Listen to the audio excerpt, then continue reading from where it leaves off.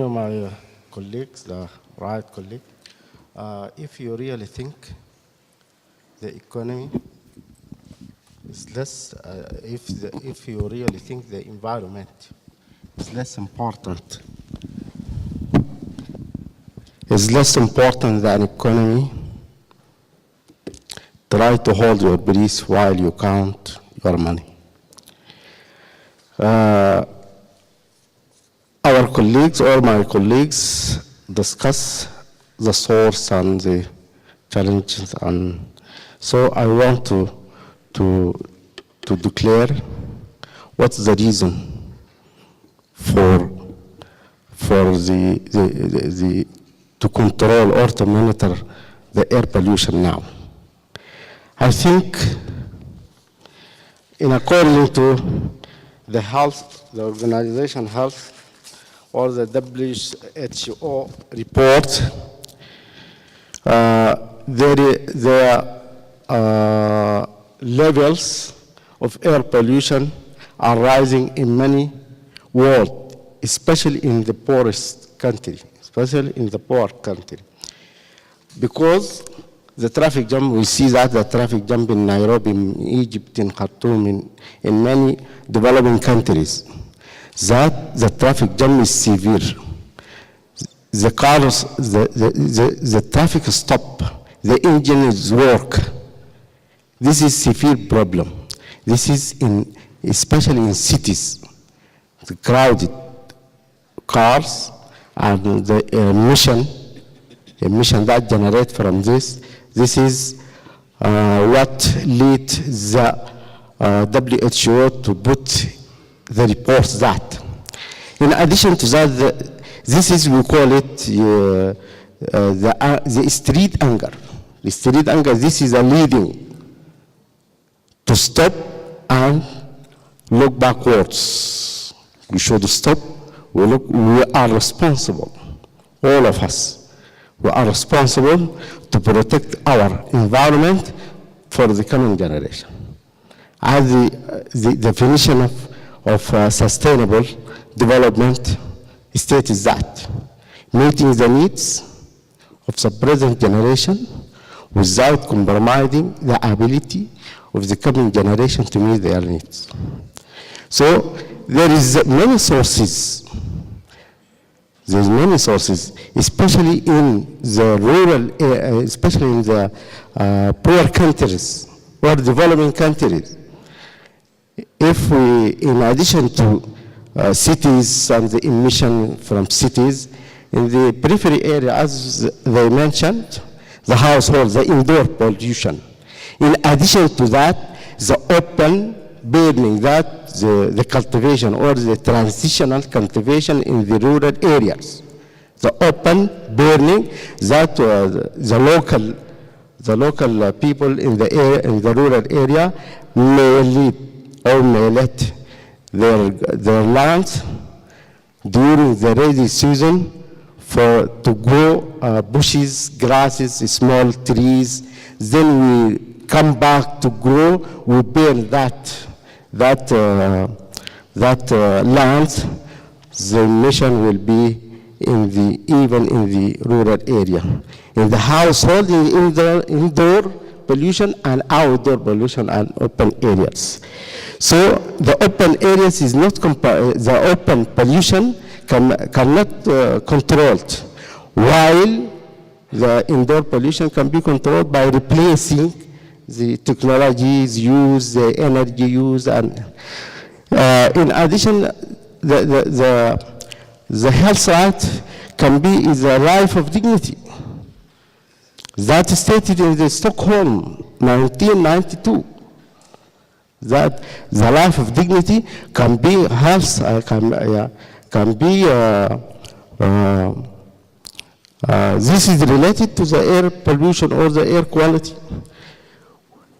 In the state constitution of most state, it states that the dignity of life should contain the people should breathe fresh air and drink fresh water and live in non-polluted area or non-polluted land. This is in the Constitution. In addition to that,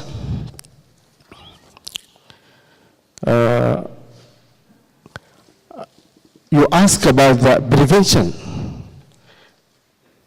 How can prevent the pollution or to keep the quality of air?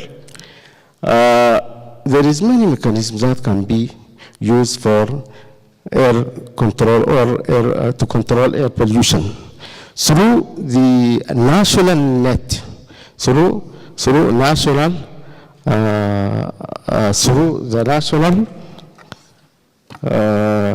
there is initiative or ongoing initiative for national pollution. Yes, we want to promote or to enhance the monetary use for the air quality in the states. In addition to that, we should substitute or replace the technology used. Yeah. You can finish. Okay. So the mechanism, I think there is recovery or thermal recovery in large plants, cement plants, recycling for dust in the cement factories, and not imported the used cars, and can be removal of alkaline, removal of sulfur before refining, and many mechanisms can be used for the control or to monitor or to keep the quality of air. Thank you so much. You truly said that all of us are responsible for this situation of pollution, but aren't some of us are more responsible than the others? For example, in cities like, I live in Delhi, and cities like Delhi, we can have a reasonable, comfortable life consuming 2,000 watts of, 2,000 kilowatt hour of electricity, 2,000 units. In Europe, the average consumption is 8,000 kilowatt hours. In America, it's something like 12,000 kilowatt hours. With this, I must tell you that Delhi has extreme weathers. In summers, it's around 45 degrees, 46 degrees Celsius. In winters, it's around 7-8 degrees Celsius, and even less than that. And to add to that, many countries in Africa, many countries in Asia, many cities in even India do not get that kind of electricity consumption. So some of us are sort of more responsible for what state we have brought the atmosphere in. Yuyun, over to you. Yeah, this is challenging because I'm at the end and everybody seems to be ready to go home. I would like to pick up what Sam said before, that the air pollution the air pollution is a public health emergency. And I can share one of the example of it is from, sorry, I need my slide.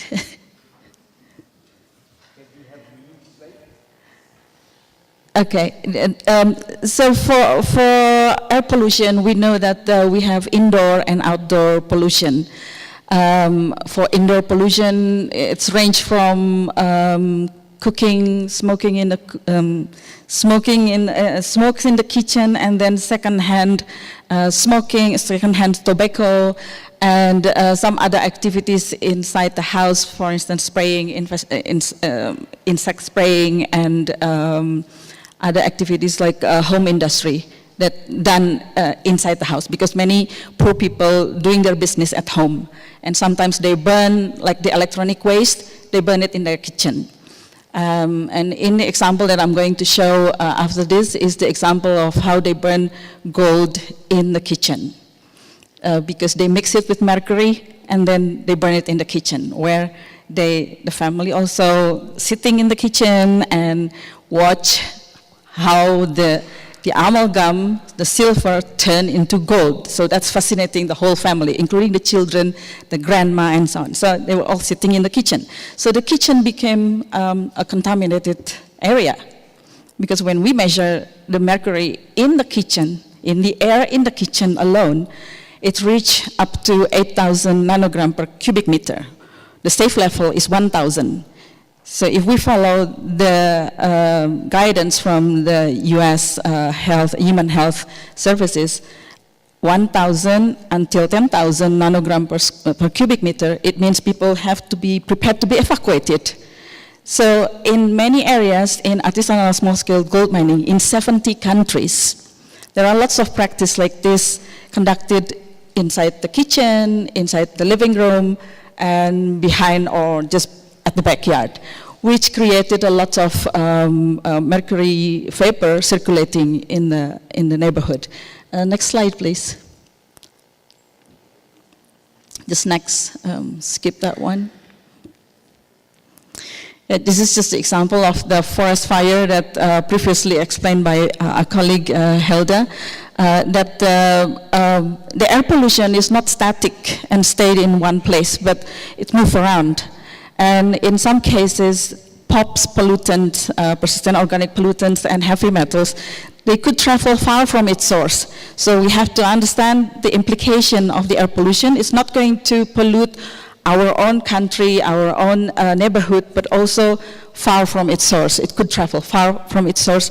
We also knew that well in the Atlantic and the Arctic also already have high mercury concentration, but there's no industry there. Where they get it from? So they got it from hot climate and then travel far and deposit it in the cold weather.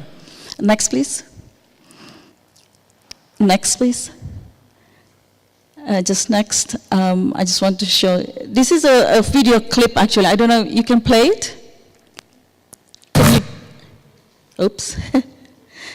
No, yeah, if you click the middle part of it near the hand of the guy, sorry, no, just go back, it's okay, it's okay.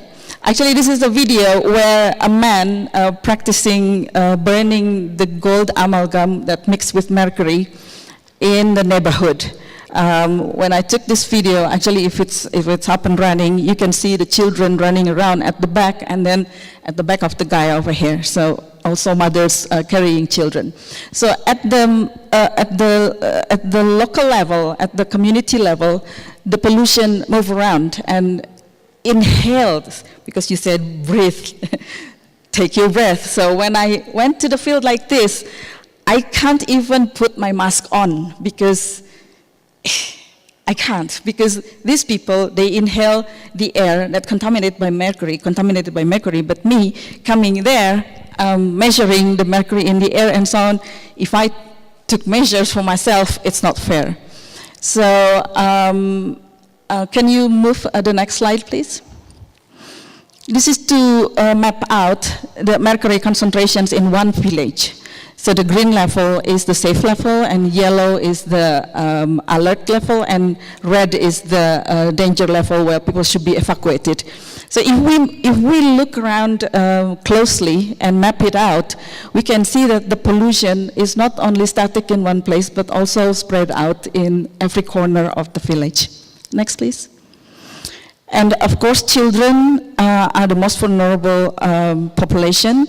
I'm sorry, I presented this picture of the children without covering their eyes. Some of them already passed away. And they experience a lot of seizures because they inhale a lot of mercury-contaminated air. So they got medications and so on, but yeah, the parents keep practicing burning gold in their house. Next. Yeah, so I just want to highlight with that example that of course, first we have to cut the source of the problem, cut the mercury, stop the trade of mercury. It's the same and applicable with other pollutants in the industry. Stop the source, cut the source, eliminate, phase out, and introduce the safer alternatives. Better technology, safer technology, formalize them, provide capacity building for the businesses or small-scale entrepreneurs, and then increase the capacity of the local government to monitor, because many local governments and do not have sufficient laboratory to analyze samples properly. Many laboratory only exist in the capital. So how are you going to understand the spread or the distributions of the pollutant if you don't also support the capacity of the local government? Yeah, maybe I stop right there. Ajay? Thank you so much, Yun, also for bringing attention to the transboundary nature of air pollution. Thank you so much for that. Now the first part of the story we already know. What are the major issues and what are the impacts like on communities and people and children, what are health impacts. Now we come to the next part of the story. How do you see communities and CSOs respond to address these issues? What are the stories that inspire us or brings despair to us? What are the challenges that they are facing? So if you are okay with that, we'll start with you, Yun.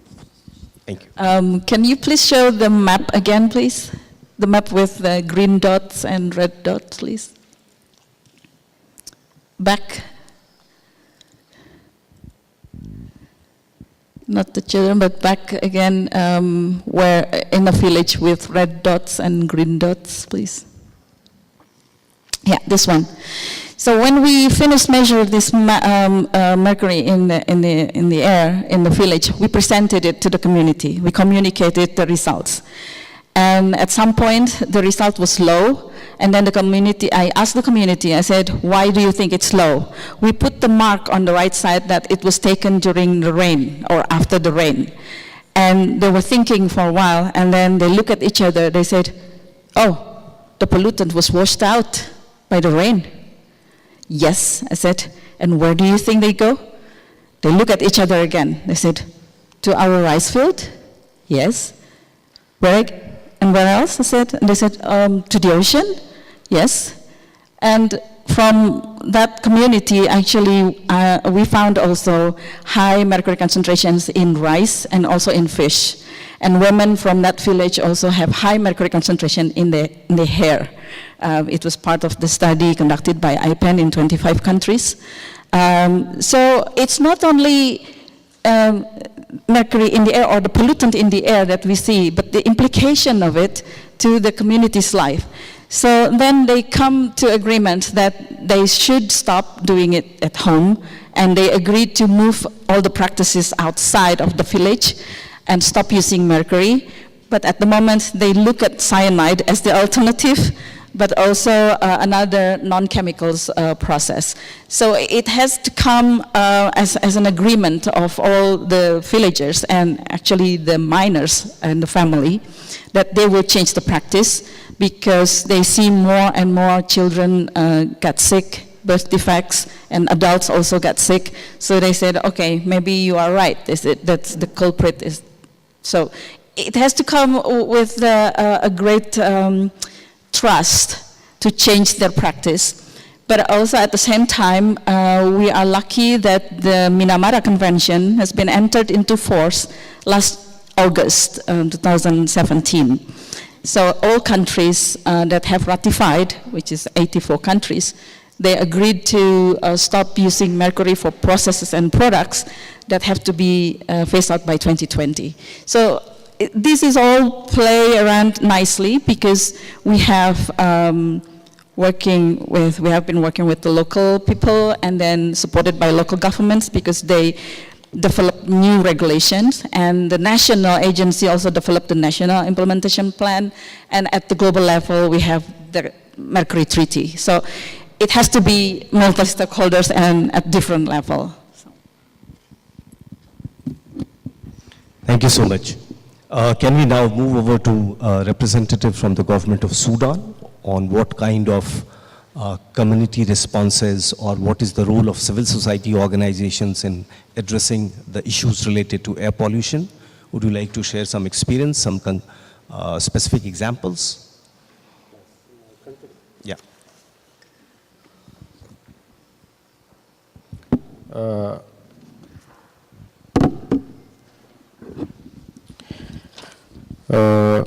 we have many, we have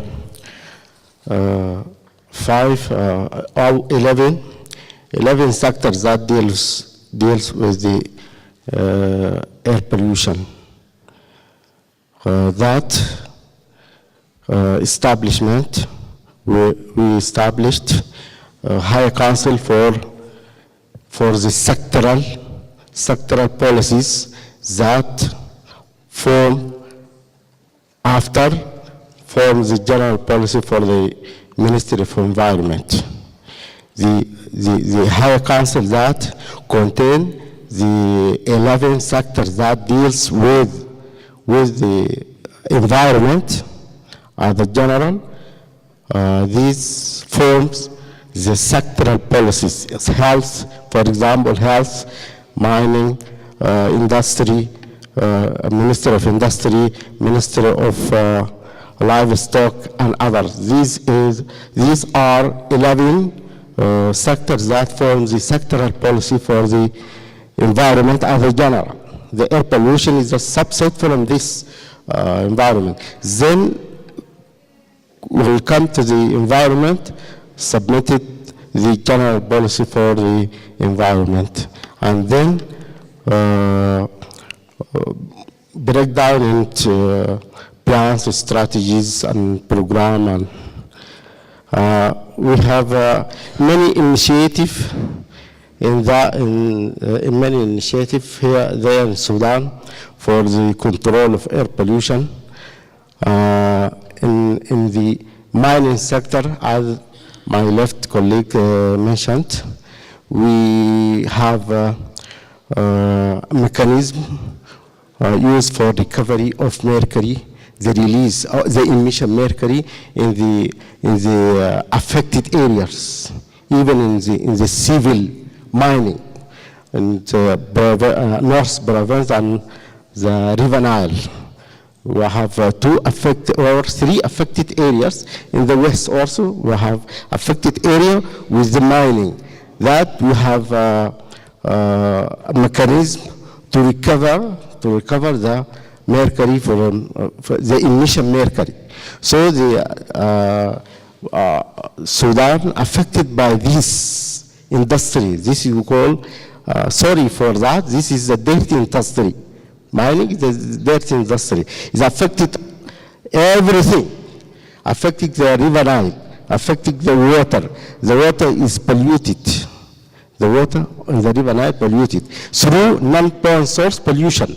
When they release mercury or the sodium cyanide released in the civil mining, then during the rainy season will pollute the river Nile through non-point source pollution. Okay. Thank you so much. I believe United Nations Environment is part of many of the regional initiatives, and how do you see that communities or civil society organizations have been roped in to address these kind of issues? I mean, we work mainly at the government and city level, so I mean, I'd welcome the chance to hear from the floor about what people are doing. But just from our side, very briefly, we have joined the World Health Organization, the Climate and Clean Air Coalition, behind the Breathe Life campaign, which is breathelife2030.org. Already in just over a year, we've got over 100 cities making commitments to reduce significant air pollution. They range from London, Washington, D.C., Tutswani in South Africa, Medellin in Colombia, and I'd welcome Khartoum to join. And we also have other countries joining. So I think, if my memory gets me right, I think we spoke to the Kenyans today, and we're hoping they're going to join the campaign to reduce air pollution, which many of you may have experienced on the way to Nairobi today. There's many vehicles that produce quite interesting coloured emissions off the back of them, so hopefully we can do some work on that. So I would say, just very briefly, at the government and the mayoral level, we're seeing really impressive engagement in this. And the momentum on this issue is something that's taken us by surprise. But the energy for action comes at the grassroots level, and I think this question is an excellent one. And I'd really look forward to hearing other thoughts about what's working, so we can see how we can support the efforts at community levels, because that's what That's where this gets supercharged. We can open the door with governments, such as my colleague here on my left, but really it's down to people in the room and outside that are fighting this fight that can make this difference, really help those that are suffering from poor air quality. Thank you so much. We will open the floor after we have the responses of all the panelists on this question. Thank you. Maybe just one word on the Climate and Clean Air Coalition, as my colleague mentioned it, which is actually a coalition of governments, civil society organization, etc., and has 11 initiatives ongoing, out of which a number of them involve communities, such as the Municipal Solid Waste Initiative. There is one on household energy as well, which is promoting the use of cleaner cook stoves and so on. So those are great initiatives which definitely work with communities. Maybe two additional examples on how we can involve the communities and what can their role be in addressing air pollution. One is the fact that we said earlier on, we know the issue and the causes and so on, but in certain regions, such as Africa, there is a cruel lack of that data, and air quality monitoring is not something that comes easily, and equipments are very often quite expensive. So maybe a way of involving communities, and that has been seen in some countries in this continent, is really promoting the use of citizen science, whereas communities themselves are actually monitoring the pollution in their communities and in their areas in particular, and are also, of course, the best advocates then to work on it and to put pressure on either their mayors or their governments to do something about it. And the second example I wanted to share with you is a project that UN Environment has been promoting on air quality in schools in 3 cities across the world, in Nairobi, London, and Delhi, whereby it's actually the school children themselves who were empowered to monitor the levels of air pollution, and this created very good momentum to then, of course, mobilize not only the school teachers but also the parents and the others, key actors around the school, to take action about it. So that's also, I would say, a good example of how to involve the communities. Thanks. Thank you so much. We come to Mythica with the expectation that you talk about how we also deal with the politics. Thank you. At the level of communities. Yeah, we have to acknowledge that air pollution is a transboundary problem, but it has its impact are felt at the local level. Communities are the ones which feel it. One of the things which we have to do is, how do we trickle down a discussion like this one so that that community at the local level feels what we are feeling here? Because there is a huge disconnect between what we do here at UN level, at even Pan-African level, and what is happening at the local level. We really need to demystify some of these terminologies, but let's say, for instance, I just want, as an example, open slide 6 there. How do we talk about carbon dioxide, methane, nitrous oxide? Because these are things which are done at the local level. How do communities relate this to their livelihood efforts? So we really need trickle down. That is one. And number 2, we need really to create awareness. I'm happy she's talking about that, how they are involving children, school children, because really we need even to put this into the curriculum and even at local level. So for us as an organization, we have been trying, because climate change is actually a serious thing for us, as our governments in developing countries, they can't even plan, because they plan, because there is no rain. Rain has become erratic. We have we rely on seasonal rainfall, rain-fed agriculture. So eventually, you realize that even our economies, national visions, are never going to be realized. National poverty reduction and sustainable development plans in various countries is difficult because once you predict the weather is unpredictable. And these are the challenges. So one, how do we integrate these issues into our national development strategies? That's one. Two, how do we get resources? Because we need massive resources. There are so many protocols, like the Kyoto Protocol, like the Paris Agreement, like Nairobi Convention, and all those. We require resources. Where are we going to get that?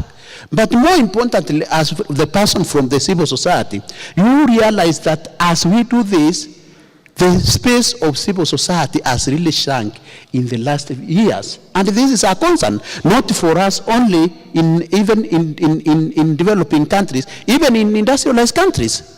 So we really need to see how we can pack this so that we are partners in this effort. The other thing which we do, so we have been trying to build the North-South civil society and the community so that we broaden that constituency of awareness and putting pressure into our governments to tell them that it is no longer business as usual. We really need to collective effort, both from South and North, but even from at sector level, because there are people even in developing countries who are living a better life because of this pollution. So we need to address the issue of production and consumption even at our level. Then finally is about, if we have these protocols, if we have these issues, how do we address this? And just to end this, I want just on my slide, just go to slide number 13. You see, this is what some of the campaign which we do in the governments which we believe that they have responsibility to do that. It's Paja presentation. In Bonn, for instance, you find that we are talking about now how do we move from fossil fuel-based kind of energy, coal. We depart from that, we go to the cleaner, because that is what science is telling us. My friend, she is not putting. And so what we do is we do the campaign of fame and shame, whether it is in the north or in the south. And this campaign is intended really to build some momentum towards what we need to do as a people, because if we keep quiet, we have to shout. And the people who should do that, even at country level, are us who are being impacted by this. Where is my slide, my friend? Yeah. So I think we are being challenged by technology here. Slide 13. Slide 13. So this is now where our campaign is now. We are shaming that person, because whereas the globe has moved, we are talking about, we want now to address issues of climate change. We want a comprehensive international agreement on climate change. Then he says climate change is a Chinese hoax, so that to derail the US development. Is that the case? We don't need our scientists to tell us that actually things have changed, that we have to address climate change. So this is a serious issue. We can't do that without generating a strong movement. And to me, it is an opportunity for us to redouble our efforts to address the issue of pollution and climate change in particular in the world. Thank you very much. Thank you very much, Mithika. You talked about communities accounting, asking for accountability from their own governments and also at the global level. Now the floor is open. We'll have few interventions from the floor. If you have any questions, comment, concerns with regard to first two rounds of question. I recognize that lady. Yeah. Please introduce yourself and please try to be brief. Yeah, thank you very much, Mr. Moderator. My name is Gertrude Kenyanji. I'm from Uganda. I'm glad that the immediate previous speaker has observed that air pollution is transboundary. And also, my colleague in the women major groups also pointed out the issue of indoor air pollution, which is affecting very many women and causing respiratory diseases. What I've observed, the two speakers alluded to the international conventions, talking about the Minamata Convention. Any policy position or convention is as good as its implementation.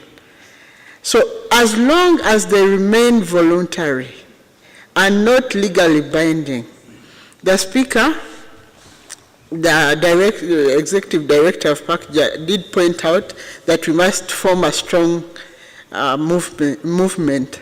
But there are also governments that will not listen to that strong movement, especially the dictatorial governments in the South. So what I was saying is that as long as they remain unlegally binding and they remain voluntary, we shall not make very much progress. That's my observation. Thank you so much. Wali? Thank you all the speaker for the enlightening us on air pollution. It's really insightful information I got. Like in the previous session when we are talking about plastic, it seems that we are very much caught up into specific issues. Where in an era of globalization where the new liberal policies are being implemented, where the thrust of corporations are getting more profit, more and more, and they are ignoring the rights of the people and human rights. In that era, do the panelists think that specific analysis on plastic or air pollution, without talking over production and over consumption, and this, for instance, in Pakistan, the cement industry is polluting our air, the mercury and sulfur, and people are suffering, and children are dying for that. But these greedy corporations have been, heavily producing this kind of stuff, which harmful for the world. So without having a critical, comprehensive analysis of the current production system, do you think that we will going to get rid of this situation? Thank you, Wali. One more intervention. Lady in the front. Sorry, we'll come back to you later. Yeah, please. Thank you so much for this opportunity. My name is Ms. Rachel from Maza Mission Foundation, Kenya. And my concern is on, we are talking about air pollution, but I don't hear people talk much about curbing air pollution by tree planting. It's a noble thing, very noble. It can be done by children, the youth, women. It cuts across everybody. So to me, that's a concern. I don't hear nobody raising such a concern that the foundations that are down here like us need to be supported to do tree planting, because we've started such things in primary schools because we want our children to grow knowing the importance of curbing air pollution by the trees giving out oxygen.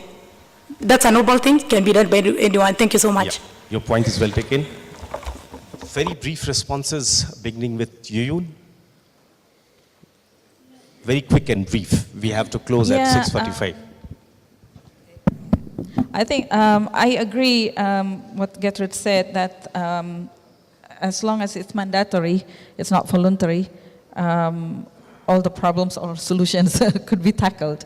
And I think it's also worth to mention or demanded in this conference that all the existing conventions should be, how should I say it? Not harmonized, but should be checked, because some of issues already addressed in particular chemicals in one convention and then in another convention, but somehow it's not a match. So I don't know how and where UNEA can accommodate this, but I see that one of the agenda of this meeting is also to see where three conventions, BRS and Mercury, can be fit together. Thank you. Representative from the government of Sudan, would you like to respond to any of the question? Very briefly. For this, he talked about the production system. We have many mechanisms that to control the emission that comes from. If we understand you, we have many mechanisms that to control the emissions that from the production. through the EIA and the monitoring and other mechanism. So, according to this, we have, in addition to that, we have norms, attitudes, and that should control the human psychology to control the air pollution. The moral should control the human psychology towards the pollution of the environment. So we have also the enforcement through the legislation and social responsibility and many mechanisms that should control the air pollution in that. Thank you. Sam, would you like to respond to any of the questions? Yeah, just briefly. Rachel, I think trees are the lungs of the planet, and the more we have of them, the better. And the more we can inspire our children to think about their own footprint and their responsibilities, the better the world will be. And in Kenya, we're seeing real problems up in the Mau with the water tower that's affecting so many things. So I agree with you. This is something we really need to act on. As an air pollution response, I think it's relevant. But I think it's more about a systems change, which we're starting to see. So in transportation, there's a colleague of mine, Rob Young, in the corner, who's doing a lot of work with colleagues across the world, where we're seeing 50 countries really shifting to non-motorized transport, so people can walk and cycle. In Kenya, cycling is probably one of the most dangerous things you could probably do on the roads in Nairobi, and we need to incentivize that as much as possible and make it safe for people to get from A to B. And we're also seeing a big shift in transport with the combustion engine hopefully beginning to move to a phase where electric vehicles starts to replace it. So, and I think there's a jump where we've seen people using old phones connected to wires to mobile phones. We're going to see the same shift in transport. But I think I agree with what Gertrude said. We need carrots and sticks in this, and I think, for example, I've lived in London and Britain for a long part of my life. The government there is very resistant to new legislation when the people of that country need a Clean Air Act in order to make the air safe for people to breathe. So while industry, I think, is moving quickly, I do think government needs to respond in order to create conditions for industry to operate in a way that's making the countries that people live in far better. And I think we're seeing a blend of that, but I think it has to move as fast as possible. And that's why meetings like this, where we're bringing different opinions from different parts of the world with different ideas, are so important. Thank you. Thank you. Sarah, any quick comment or response? No, Sam covered what I wanted to say about non-motorized transport, and so I'll pass my turn. Mithika, please be very Yeah, brief. it's just one about the lady on trees. You know, I hesitate to talk about trees because we believe everybody thinks that it is only trees which can solve, for instance, the climate problem or pollution problem. Even if you plant trees and you are not doing the right thing of conservation, it is not going to solve the problem. Even if we turn the whole of Africa green, we plant the whole of Africa green without addressing the source of emission in the US, where they are saying, we want now to be offsetting, we pay Africans money, they plant trees for us because they are going to be absorbing. That is not going to solve the problem. So we have to address the problem of consumption and production. That's most important, including even our elites in the South. So I'm not saying that we should not, that's just constitute just a small part of the action, including planting trees and even doing the right thing at the local level, conservation, collecting garbage, and those others. Coming to Gertrude, I think when I started, I said we have to generate that movement. It is quite important. We know our governments, some of them, it is not because they want, even in the South, it's because of the kind of, they don't understand, they don't care about their people. And that is why the issue of education and awareness and pressure is quite important. We have to educate our people on how to live in harmony with nature. That's not our favor. By the way, I went to China one day, in the city of Beijing, you cannot see on, the next building. And why that China has taken very drastic measures on emission reduction. They have not done that because they want to save the planet. It is the immediate problem which they want to solve. So that's quite important. I think it depends. So once we realize that this problem is affecting us, we are going to take action on it. Thank you. Thank you so much for your thorough response. I appreciate that. Now we come to round 3. This will be very specific with respect to the resolutions that is being proposed. As you might have been knowing, there are 3 resolutions being proposed. They might be turned into 1, as we talked earlier. This round will focus on exact recommendations that you have for the member states who have proposed this resolution. I went through all 3 resolutions and we saw certain red flags. When you talk about air pollution, the biggest source of air pollution is fossil fuel. And I did not find any mention of fossil fuel in any of the resolutions. There is no mention of how equity will be brought in the efforts of the countries in terms of finances, in terms of help through technology.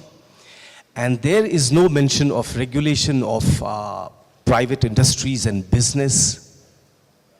Business and private industries is mentioned just in one resolution by African Union, where they are expected to provide financial resources to implement certain programs. So with that, I come to you for your specific recommendation on these resolutions. Very briefly, maybe 1 minute. If the issue of equity has not been addressed in the resolution, if the issue of finance has not been addressed in the resolution, if the issue of how to transition from fossil fuel-based kind of development and how to exploit our oil, then I think that will be tragic. That we are not going, actually it will be just another proclamation. We come here and do that, then go, wait for another year. Meanwhile, the world is deteriorating. So we need really to address that. Thank you so much. Now to Saroya. Thank you very much. Well, as the member of the Secretariat, I won't make any specific recommendation on what this resolution should cover, but just as a point of information, the 3 resolutions that you saw actually became 1 within the last couple of weeks and during this intersessional period, leading us up to the open-ended CPR, which will start on Wednesday. So we now have 1 comprehensive resolution covering the initial resolution from Sudan, the Africa Group, and Canada. The resolution is actually sponsored by the EU and co-sponsored by the EU and its member states and Chile. I just wanted to reassure you that the resolution as it stands now, the draft resolution, is quite comprehensive actually, and goes all the way from analyzing the root causes of the problems as we described them this evening, up to what member states should actually do, as well as providing specific recommendation to the Executive Director of UN Environment. So this is very much covered. It also makes reference to a number of initiatives, regional initiatives, and so on. And there are quite a number of paragraphs. I think there are 2 paragraphs referring to social justice and equity, in the sense that specific action is actually asked to cover disadvantaged group or the most affected groups, such as women and children and the elderly in the resolution. So just a few words on this. Thanks. Yeah, thank you so much, Sam. Can we have you on this? Just from me, just briefly, the resolution was never going to solve the scale of this problem, but it's making a good start. And I think the recommendations for cities to join up to breathe life, and countries as well, is very positive. There is so much more that could be in there, but I think we just have to welcome it as the first step in a long journey to deal with this. And I'm hopeful that the energy that we're seeing from countries on this will ripple out around the rest of the world. And I think that this resolution will, at UN Environment, give us a lot of energy and also a lot of, I think, drive to really take this forward as an institution as well. So I think it's positive. It could be better, it could be worse, but I think it's something that we can really work with. And I think on the Breathe Life side of things, that gives us lots of, lots of really good language that we can take forward into the coming years. Thank you so much. From you? Yeah, thank you. The technical support and monetary support already mentioned in the draft resolution of Sudan that ruled by the African and made by Canadian. So I have some opinion here for this supportment or for support, technical support, and I want to read it. According to international levels, UNIP and other organizations should support developing country air quality work plan. This work plan, that the objective of work plan, reducing health burden imposed by deterioration air quality, strengthening the cooperation at the national and regional global levels, capacity development of researchers and scientists focusing on air quality and health effect, monitoring transboundary pollution. Activities for that, knowledge and information exchange on air quality and health. Third, technical support or technical development, financial support. In addition to that, this can be done through strengthening the role of the UNIP in programming air quality. To consider the opportunity for strengthening cooperation in air pollution with the United Nations system. To facilitate the operation of existing UNIP-supported intergovernmental program on the assessment of air quality system. This is very important issue in my plan. The high cost of traditional monitoring of air quality is maintained by the relevant agency is one of the problems facing the ability of developing countries to detect this type of pollution. To activate the role of air quality monitoring, UNIP should help to establish low-cost air quality and monitoring networks. Thank you so much. We are also very optimistic about this resolution. Yeah, please. Yeah.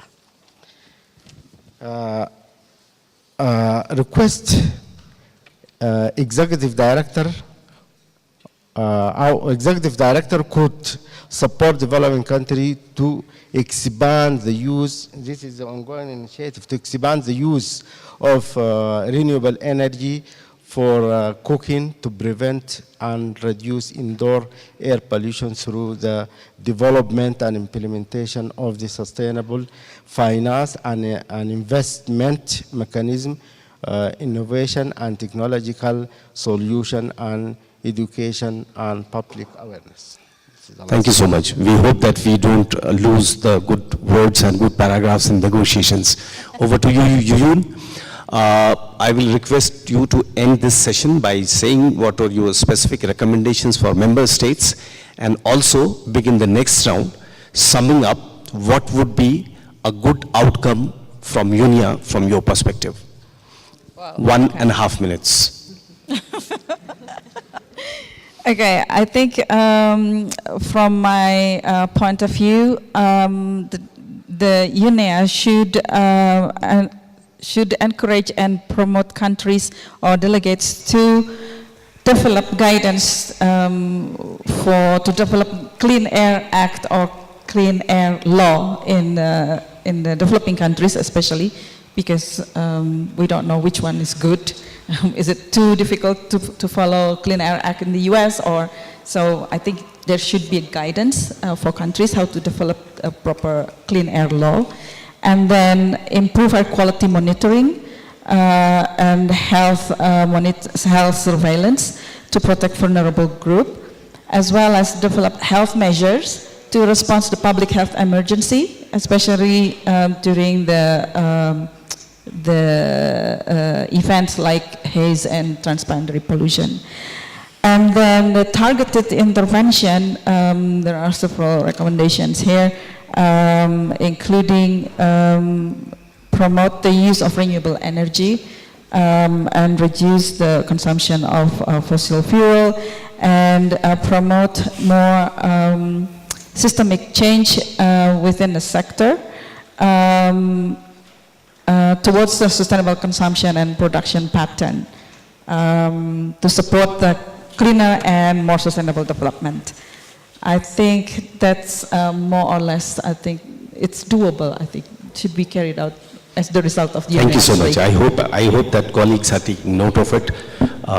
You, representative from government of Sudan, what would be a good outcome from your perspective from this UNIA? What would be a good outcome, resolution and beyond resolution, if you see anything, briefly? The outcome of this resolution, when adopted by the UNIA 3, there is air pollution control or monitor in the world, because the cost of reduction of the cost of reduction of air pollution is not, we cannot be at the local level, because the benefit is global. The benefit of this is global, so should be effort, the global effort should be done in this case. So we want from the UNIA to adopt this resolution and to implement this resolution for at the national level for the state, to put a clear policy for air quality or pollution control. Clear policy for pollution control for at the national levels. According to the global level, should be supportment, technical supportment, as I said, or should be monetary or financial supportment to finance the project that deals with the air pollution, and we have to implement the national plans, especially in affected area. We have affected area in developing countries. As I said, the household in the periphery area or rural areas and in the cities. I think. Thank you so much. We also share your optimism. Sam? I'm going to pass on to Soraya, just to the benefit of time, not to you and voices the issues. Thank you very much. Maybe just to mention as well that there was already a UNEA resolution on air pollution in 2014 during the first edition of UNEA. So another resolution would reinforce some momentum on this, and also maybe reinforce the mandate of UN Environment to work on these issues. During the first UNEA 1/7 resolution, there was a particular request to the executive director to actually put together a report on actions taken by governments on air pollution. And this was presented during UNEA 2. This report has proven to be very useful for both member states, but also civil society and others, and can be a very good repository as well of good case studies and lessons learned and experiences that could be shared elsewhere. So maybe a good outcome would be of this resolution would be to have that. And just one word also about the fact that during UNEA 3 as well, we are encouraging member states, but also civil society organization and business to make voluntary commitments. So one good outcomes would be, from the perspective of this session, to have a maximum number of commitments on air pollution. Thank you. Mithika, Yeah, mine will be very brief. Yeah, we know the problem, and we have to fix it. So we need to build on the efforts of other UN initiatives and in the spirit of complementarity. What complements does this bring, for instance, in the UN Convention on Climate Change, or the Montreal Protocol, which is very successfully implemented. So we really need to build on that. Then I disagree that we have to dwell on voluntary commitments, because those we make them, and the countries which do not want to take action, they say, oh, this is this is just voluntary. So it's upon us to do it or not. So I think having something which is enforceable, which is legally binding, would be the best way to go about it. Then we need provision of finance and technology, which is very important for countries which are weaker, which do not have resources. We also need to continue building partnerships among stakeholders, government, civil society, and I agree on that, coalition, clean air coalition is very important.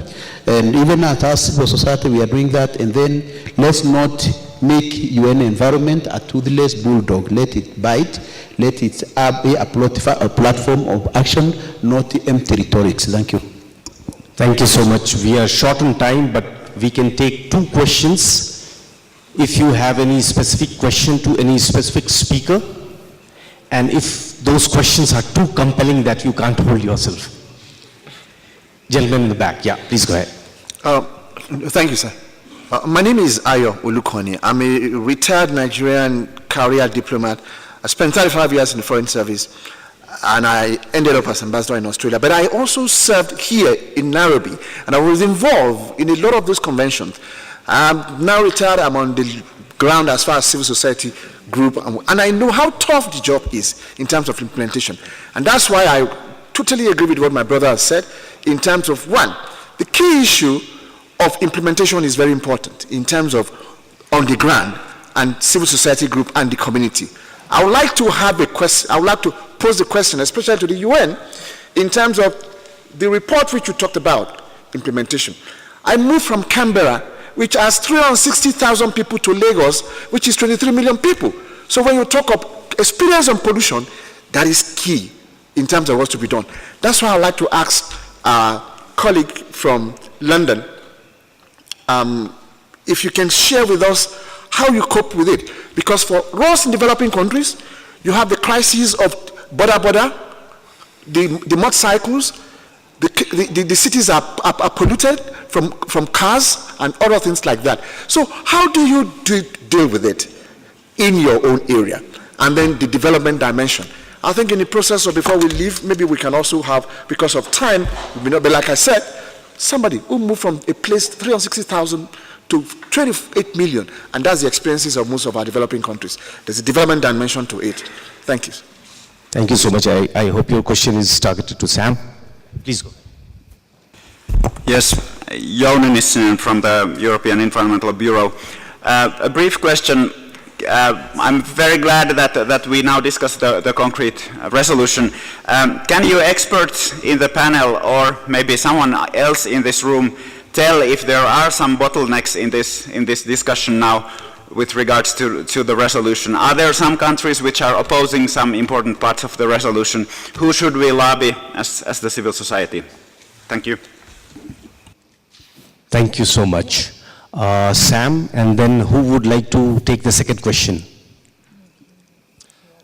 I think it's the development pathway for cities like Nairobi to follow can go in lots of different directions. I mean, the fact there is no public transport of any real, I mean, there's the boda-bodas, and there's the piki-pikis, and there's the matatus, but you have to think about a mass transport system or mass transit system in order to get significant volumes of people from one side of city to the other. And I think we've seen a big investment in a large railway that goes to the coast, but we need to see further investment into other parts of the city to allow people to move freely. The economic cost of this lack of investment must be significant. And so I think we need to see, from a London perspective, we have the tube, we have buses that work very effectively, we have also railways that work very effectively. And there needs to be a major investment in public sector investment in transportation. But also it's about behaviour change. Do people need to turn up at certain times for work? Can you move the day to work at different times so people can be more productive by not having to all rush out the door at certain times after the school moves? Are there other ways that you can incentivise people to find different ways of moving around the city on their feet or on 2 wheels rather than 4? So I think there's lots of things that can be done, but it's about using imagination. But it's also thinking about how we can get cities that have gone through that transition to support others. So one question we've given to Sadiq Khan, the Mayor of London, is whether air quality could be his foreign policy. So when he goes out on the road, he can give technical support from his team to give advice to others that are thinking about what they could do. Here at UN Environment, we're doing a lot of that ourselves to see how we can support cities to make their own transition in their own way that's appropriate to their context. So it's not easy. It costs money. It costs political will. But I think we're starting to see that. But it's tough. It's tough. Thank you, Sam. Saroya, you would like to take the second question? Just to say that the resolution was read line by line last week. Overall, it seems that there are not so many issues, controversial issues. Just a few maybe where, that were also discussed here this evening actually, were the issue of transboundary air pollution, the issues of regional references. There is in the resolution some references to the Batumi action plan, to the long-range transboundary air pollution convention, which is European, so some member states were having questions about this. And then also reference to specific initiatives and programs such as the Climate and Clean Air Coalition and others. I'd like to give the floor, if I don't want to put you on the spot, Rob, but maybe since you were in the room when the resolution was read, you may want to complement what I've just said. Thank you. Yeah, we will welcome you to respond. No, I think you summarized it well. It was the first reading, so there has been no negotiations yet. So I think the key points will still crystallize starting Wednesday, I think. But the issue of transboundary, the issue of regional references, some reference to implementation action, some references to global fora, those were the ones that I think I picked up. But as I said, it was just one reading and negotiations still have to start. Thank you so much. So coming to the end of the session, thank you to the audience and congratulations to those who survived this apocalypse. If you find the air too toxic, try to catch somebody from the New Zealand, because I know that there are some companies in the New Zealand who are selling fresh air cans of 600 mLs in 35 New Zealand dollars, which has 160 breaths. But I think this piece of information for civil society organizations like us is not encouraging, and we don't understand that this is a good business proposition. We can't allow this to happen on a larger scale. Thank you. I think I appreciate response and support from all of you on this, and I also thank all the speakers. Thank you so much. Good night. Good night to all of you. Thank you very much, Ajay, for moderating the final panel, and thank you very much to like the 20% of us who have survived the day. Have you realized how many hours have we been talking in this room? 10 hours. 10 hours from 9 to now. At 7, some of us have been here for 11 hours. So you are entitled to like 6-7 hours of sleep and another 11 hours again tomorrow. Now, before we leave the room, we will just have a quick video on the Menteng Meter, because we will be using this tomorrow. So we'll just show the Menteng Meter just before you go out of that door. So Gomer? There's too much one-way communications in lectures and workshops and in regular business meetings.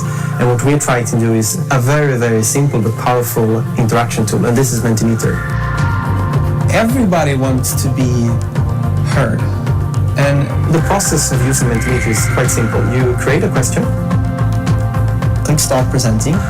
The audience then just grab their phone, go to a specific URL, enters the code, and submits the answer. When you visualize the answers, it makes people think and reflect, and then you can start a discussion from there.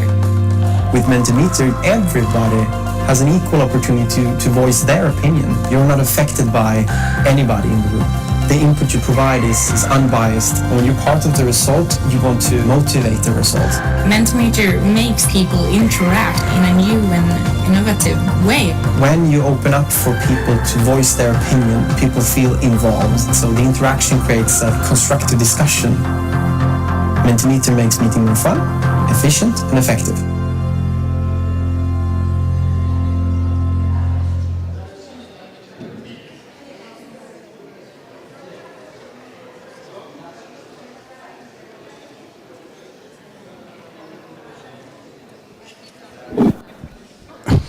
Okay, for the instructions of for the Menteng Meter voting tomorrow, the poll site, there will be a website that will be given and issued to you, and then an access code for you to vote for all the key messages that have transpired today.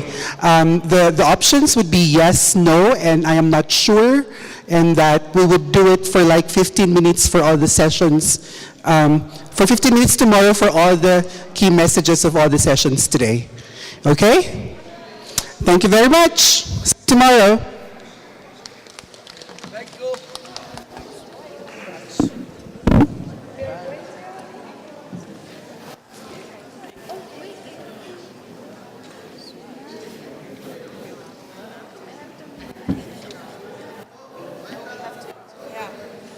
Ajay भैया